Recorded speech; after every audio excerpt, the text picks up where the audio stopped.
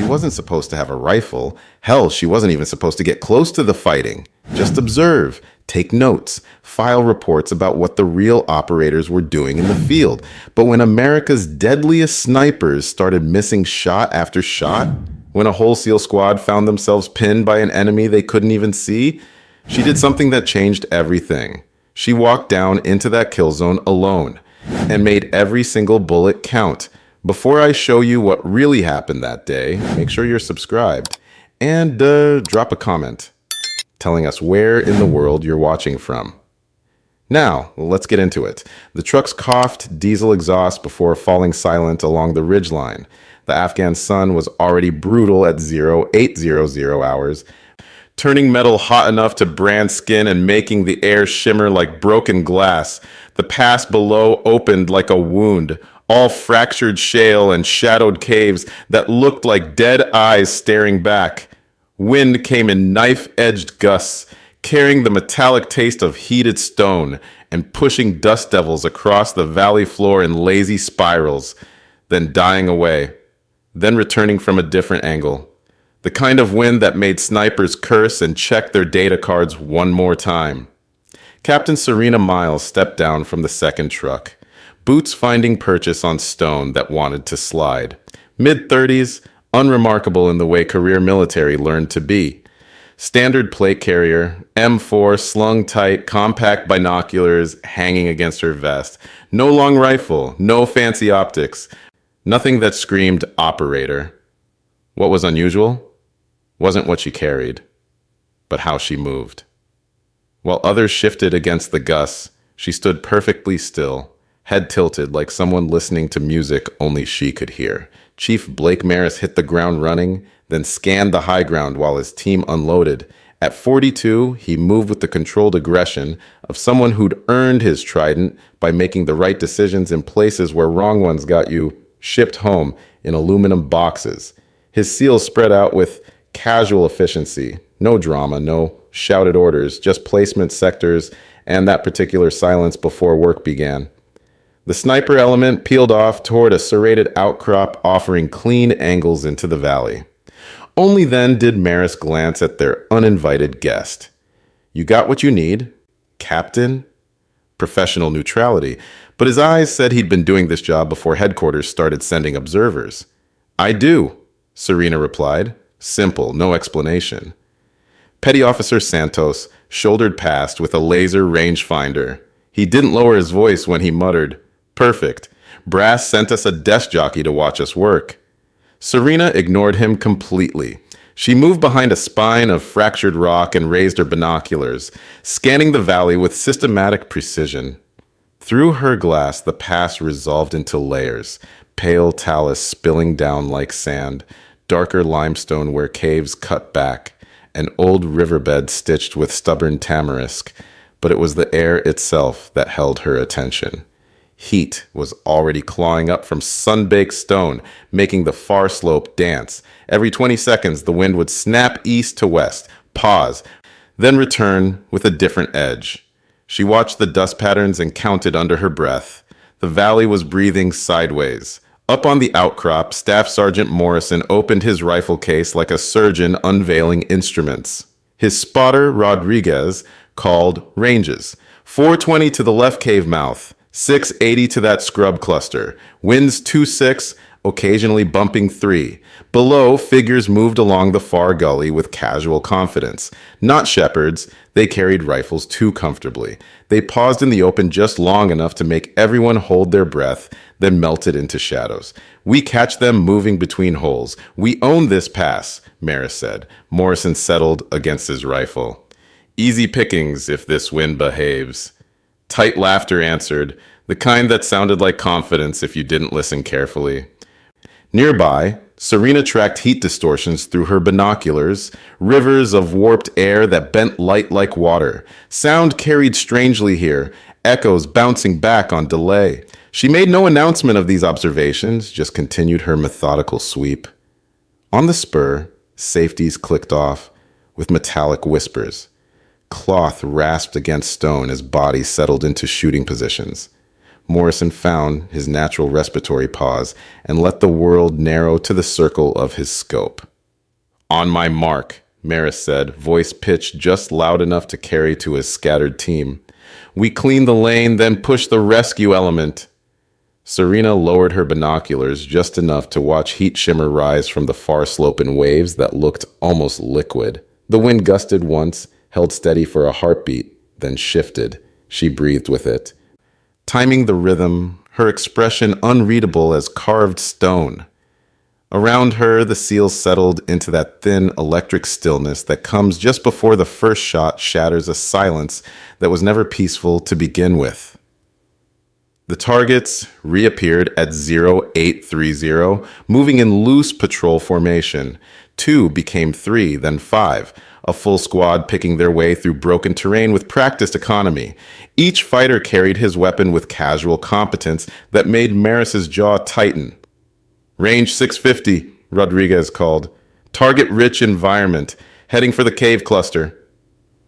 Morrison's breathing slowed. Wind 26, holding right edge. The rifle cracked like a branch snapping. The sound rolled across the bowl and came back changed, stretched thin. Dust jumped 3 feet short of the lead fighter's boots. Miss, Rodriguez said flatly.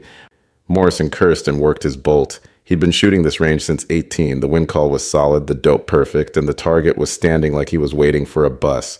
He fired again. The round sparked off limestone to the left. The fighters scattered with fluid discipline. That's 2, Maris muttered, edge creeping into his voice. From another hide, Staff Sergeant Collins opened up. The crack echo rhythm doubled as both snipers worked their bolts. High, then low, left, then right. Bullets sang off stone, but none hit flesh. 4 shots, Maris said through gritted teeth. They know we're here. The SEALs worked frantically, recalculating holds. Rodriguez tracked Gus with his weather meter, sweat-cutting tracks through dust on his face. Thermals are spiking, he hissed. Drafts pushing opposite directions, like shooting through a washing machine. That's when Serena spoke up, voice calm as someone reading weather. You're shooting into a thermal funnel. The gusts split. 1 draft climbs, 1 falls. Every round's walking in 2 directions. Morrison cut her a look that could strip paint. We'll adjust.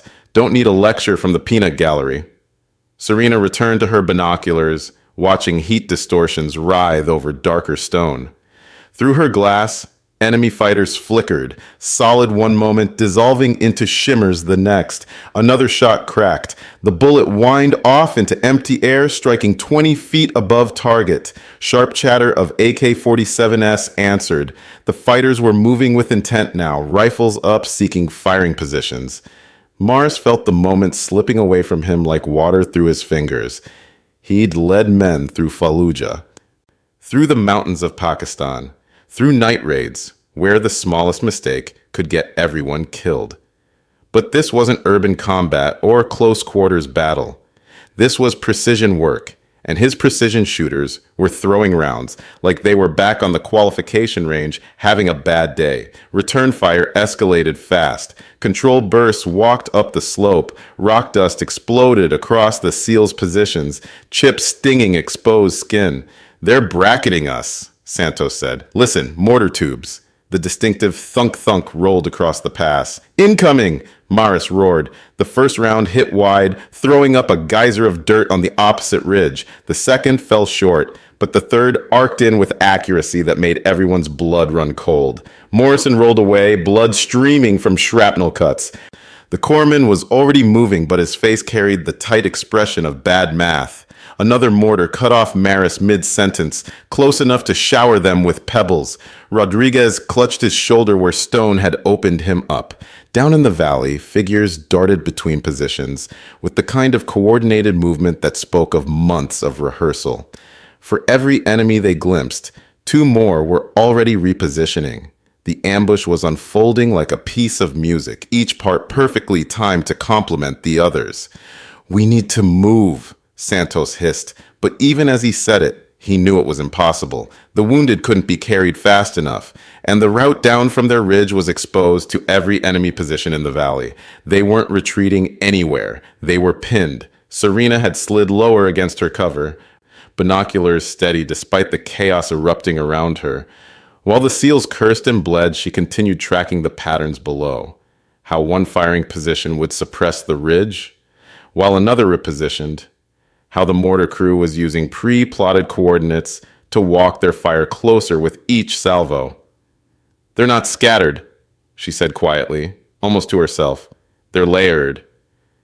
Morris heard her despite the noise and turned, face streaked with dust and frustration. "What did you say?" For the first time since they'd arrived, she looked directly at him instead of through her optics. "Interlocking fields of fire. Whoever planned this knows exactly where you'd set up. They've drilled this scenario." As if to prove her point, another mortar thumped in the distance. This one landed close enough that the shockwave knocked loose equipment from the rocky ledges and sent several seals scrambling for new cover. Maris stared at her, processing the implications. He'd walked into textbook ambushes, fought his way out of kill zones from Tikrit to Kandahar.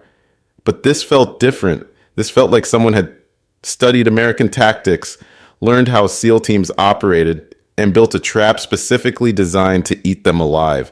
And the quiet woman with the binoculars, the one his team had dismissed as a desk-writing observer, was reading the enemy's playbook like she'd helped write it. The situation deteriorated with the kind of mechanical precision that made seasoned operators start thinking about last letters home. Another mortar burst shook the ridge hard enough to crack stone, sending fragments whining through the air like angry hornets. The wounded were accumulating faster than the corpsmen could treat them, and ammunition counters were dropping toward numbers that made squad leaders nervous.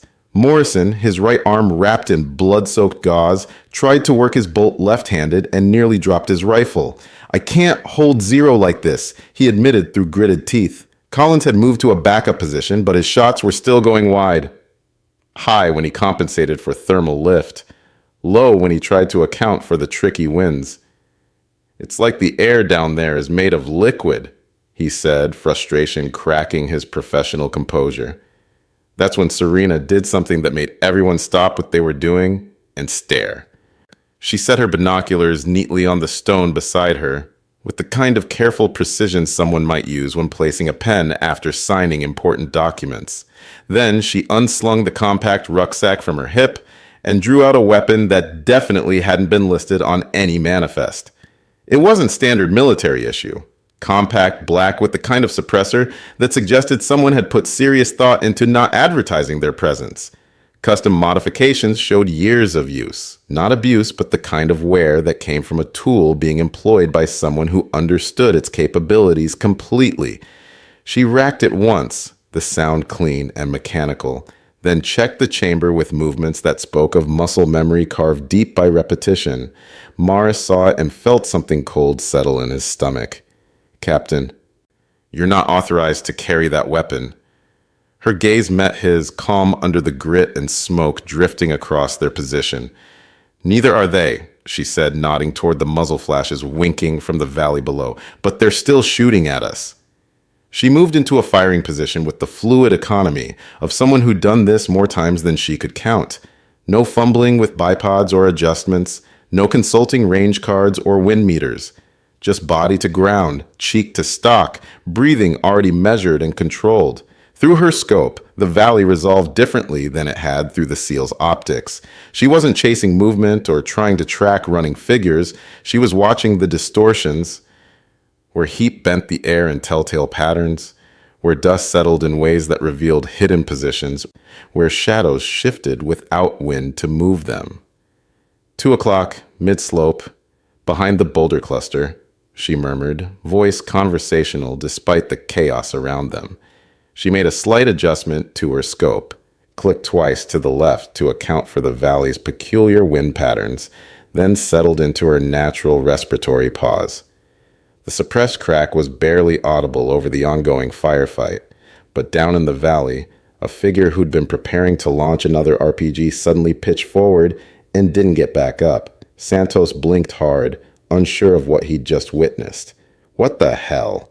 Serena was already transitioning, scope sweeping to acquire another target. She found it in the shimmer of heat rising from sun-warmed stone. A fighter who thought he was invisible behind a natural screen of distorted air. Her second shot was as precise as the first. The man crumpled without ever knowing where death had come from. Rodriguez, despite the blood seeping through his bandages, couldn't help but whisper what everyone was thinking. Holy shit, who is this woman? Serena's finger found the trigger reset, her tone as level as if she were calling out range estimates. The person keeping you alive. Another round, another enemy fighter down. And for the first time since the ambush began, the SEALs felt the balance of the fight shifting in their favor. Not because of superior numbers or heavier weapons, but because someone they'd written off as a liability was systematically dismantling the trap that had been built to kill them. The tactical situation shifted so fast it gave everyone whiplash. One moment, the SEALs were pinned down, bleeding, and running low on options. The next, their observer was methodically erasing enemy positions with the kind of clinical precision that made professionals take notice. Serena worked her way through targets with mathematical efficiency. Each shot was deliberate, calculated, final. Where Morrison and Collins had struggled with thermal distortions and tricky winds, she seemed to read the air itself, compensating for invisible currents with adjustments so subtle they looked like instinct. A machine gunner, who'd been suppressing their left flank, suddenly went silent. Serena had put a round through his chest at 400 meters, shooting through heat shimmer that would have fooled most scopes. An RPG team preparing to bracket their position found themselves one man short when her bullet found the loader as he bent to retrieve another rocket. The SEALs, stunned into temporary silence by the display of marksmanship, began to find their rhythm again. Santos called out corrections to his shooters, but now they were following Serena's lead instead of trying to improvise solutions to problems she'd already solved. Target, cave mouth, 3 o'clock, Maris said, spotting movement in the shadows. I see him, Serena replied. She waited, patient as stone, until the fighter shifted just enough to expose his shoulder. The suppressed crack was followed immediately by the distinctive sound of a weapon clattering against rock as lifeless fingers released their grip. Collins, his confidence returning with every enemy position that went silent, managed his first solid hit of the day. A fighter who'd exposed himself while trying to relocate after Serena had eliminated his partner. Finally, he muttered, working his bolt with renewed purpose. But the enemy wasn't done. The survivors began to adapt, using smoke and coordinated movement to complicate targeting solutions. A white phosphorus grenade burst on the valley floor, creating a screen of dense smoke that obscured entire sections of the battlefield. They're adjusting, Santos observed, tracking movement through his spotting scope, trying to mask their repositioning. Serena never stopped scanning. Even when smoke obscured visual contact, she watched the patterns, how the white clouds moved in the valley's irregular winds, where they thinned enough to reveal glimpses of movement, how sound carried differently through the chemical haze. A muzzle flash flickered through the smokescreen for just a fraction of a second. Most shooters would have missed it, dismissed it as imagination or optical illusion. Serena put around exactly where the flash had originated. The smoke swirled, revealing a figure falling backward into the rocks. Impossible shot, Morrison muttered, watching through his scope despite his wounded arm. She's shooting ghosts. The mortars had gone quiet, not because they were out of ammunition, but because Serena had systematically eliminated the forward observers who'd been calling in corrections. Without spotters to walk the rounds onto target, the mortar crews were reduced to firing blind into empty ground. What had started as a perfectly orchestrated ambush was collapsing into chaos. The enemy's careful positioning and interlocking fields of fire meant nothing when their key personnel kept disappearing behind precisely placed bullets. Each loss created gaps in their coverage, and Serena exploited those gaps with the ruthless efficiency of someone who understood that in this business, there was no such thing as a fair fight. The turning point came when she identified the enemy commander, a figure who'd been directing movement from a concealed position high on the valley's eastern wall. He'd made the mistake of using a radio, and the brief reflection off his antenna had given him away. The shot was nearly impossible. 600 meters through shifting thermals, across a wind that was gusting erratically, at a target partially concealed behind natural cover. Serena took her time, breathing with the rhythm of the valley itself, letting her crosshairs settle with the patience of someone who knew that some opportunities only came once. When she fired, the enemy's coordinated movement fractured. Without central command, their tactical discipline began to unravel. Individual fighters started making decisions based on fear rather than training, and fear made them predictable. The SEALs sensed the change immediately. What had felt like fighting in a cage suddenly opened up into possibilities.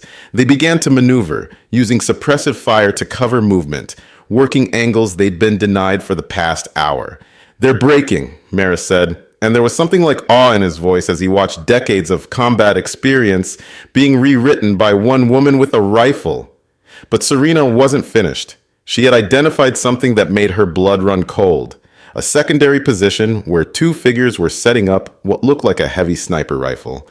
The kind of weapon that could reach out and touch the helicopter landing zone where their extraction was planned. She couldn't let that weapon come online. Not with wounded men depending on getting out alive.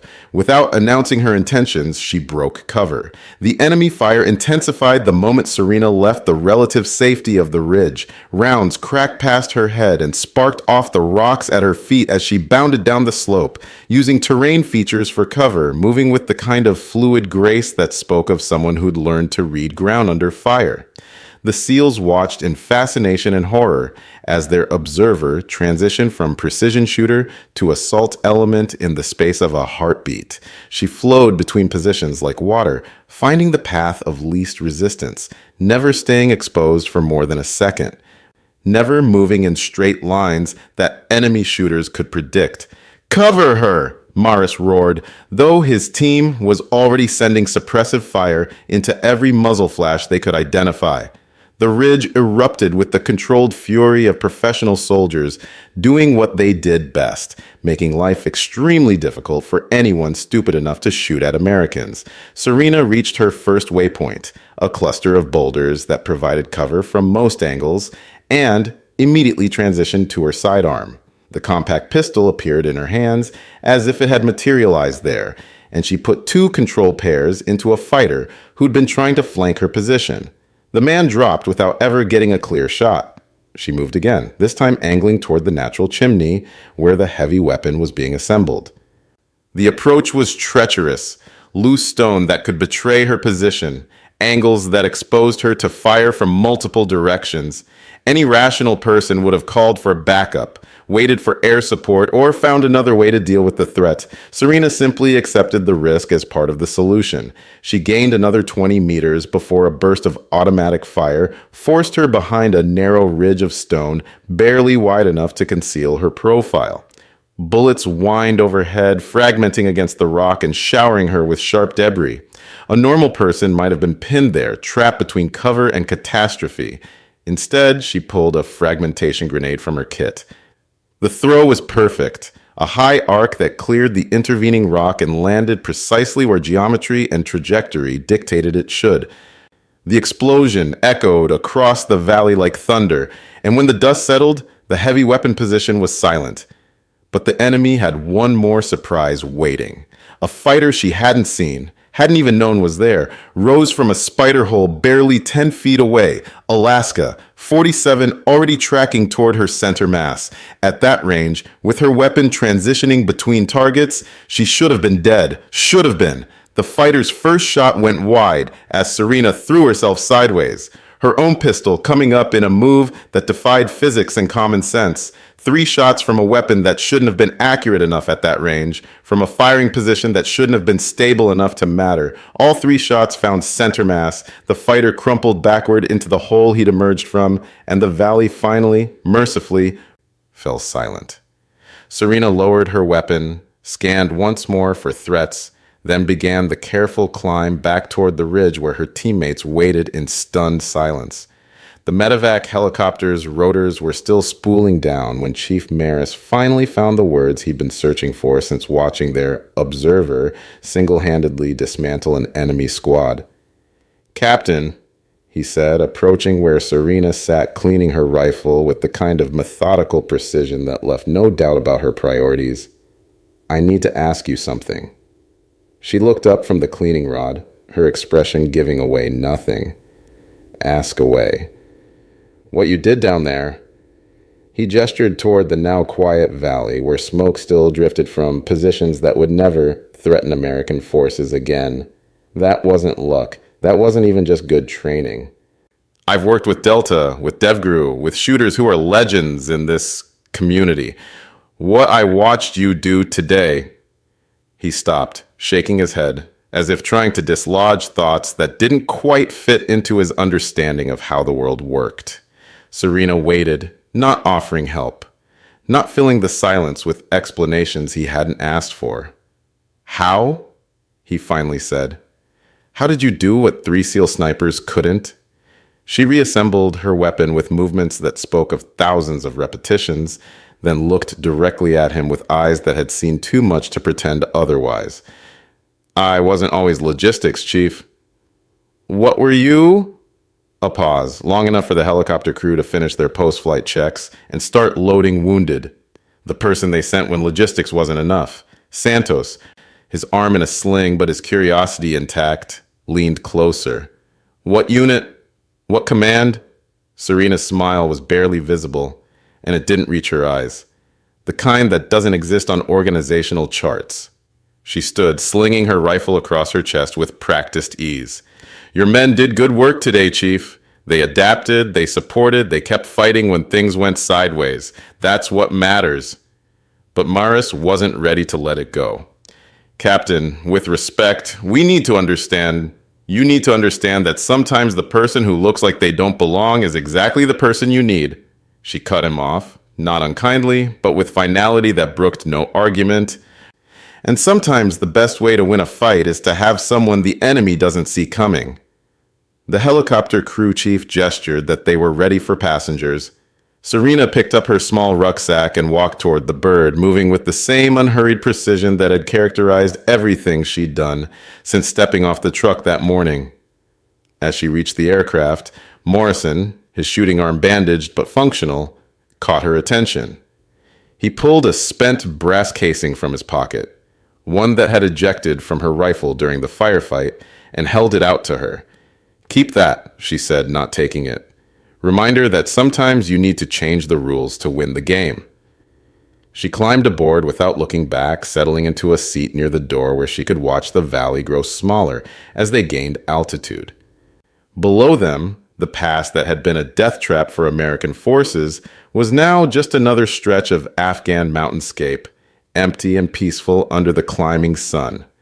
The SEALs sat in contemplative silence during the flight back to base, each man processing what he'd witnessed in his own way. They'd been rescued not by superior firepower or tactical brilliance, but by a woman they'd assumed was there to watch them work. Rodriguez, staring out the window at terrain that looked exactly like every other valley in Afghanistan, finally put words to what they were all thinking. We're never going to see her again, are we? Santos shook his head slowly. People like that don't stick around for debriefs and after-action reports. They just disappear. Morris sat across from where Serena had been seated, studying the empty space like it might give up secrets. His team was alive because someone had intervened when conventional tactics failed. Someone who'd walked down into a kill zone alone and emerged victorious against impossible odds. Someone who'd never been supposed to fire a shot. The brass casing Morrison still clutched in his good hand caught the light streaming through the helicopter's windows. Later, he'd have it engraved with a single word: respect. Not because she demanded it, but because she'd earned it in the only currency that mattered to professionals who dealt in life and death. And in the valley they'd left behind, wind began to scatter the evidence of what had happened there: spent brass, blood on stone, and the lingering echo of precision that had saved American lives. But the lesson would remain, carved into memory by the sharp edge of experience. Never assume that the quietest person in the room is the least dangerous. Sometimes they're just waiting for the right moment to remind everyone what real professionals look like when the stakes matter most. Have you ever completely misjudged someone based on appearances, only to discover they were exactly what the situation needed? What would you have thought watching those elite snipers miss shot after shot while she hit every target perfectly? Do you think there are people like her walking around in everyday jobs, hiding skills that could change everything in a crisis? Drop your thoughts in the comments below. We read every single one. If this story reminded you that the most dangerous people are often the ones you'd never suspect, hit that like button and subscribe for more stories about hidden warriors. Share this with someone who knows that quiet professionals get the job done while everyone else is still talking about it. More stories about heroes hiding in plain sight are waiting on your screen. Watch those next, and we'll see you tomorrow with another reminder that appearances can be deceiving. Until then, remember, the wolf doesn't announce itself to the sheep.